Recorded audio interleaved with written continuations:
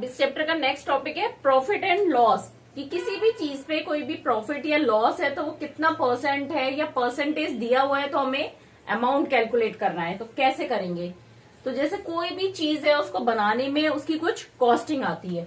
Suppose किसी pen की costing है, पेन्स कॉस्ट 10 रुपीज, ठीक है। अब हम ये कह रहे हैं कि इसको हम 10% प्रॉफिट पे बेचेंगे। मतलब 10 रुपीज का पेन है और उस पे हमें 10% प्रॉफिट चाहिए। मतलब किसका 10%? 10 रुपीज का। तो प्रॉफिट लिया हमने 10% किसका? 10 का। 10 into 10/100 that is 1।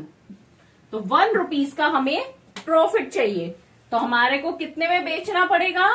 Selling price 10 + 1 = 11। मतलब अगर हम वो पेन 11 रुपीज का बेचेंगे तो हमारे को 1 रुपी का प्रॉफिट होगा, और वो क्या होगा? 10% प्रॉफिट होगा हमारी कॉस्ट का। तो एक तरीका ये हो गया, हमें परसेंटेज दिया है तो हमारे को कैलकुलेट करना है प्रॉफिट या लॉस, और उससे सेलिंग प्राइस। अब एक दूसरी चीज होती है कि हमारे को प्रॉफिट दिया है या लॉस दिया है और हमारे को कैलकुलेट करना है कि वो कितना परसेंट है।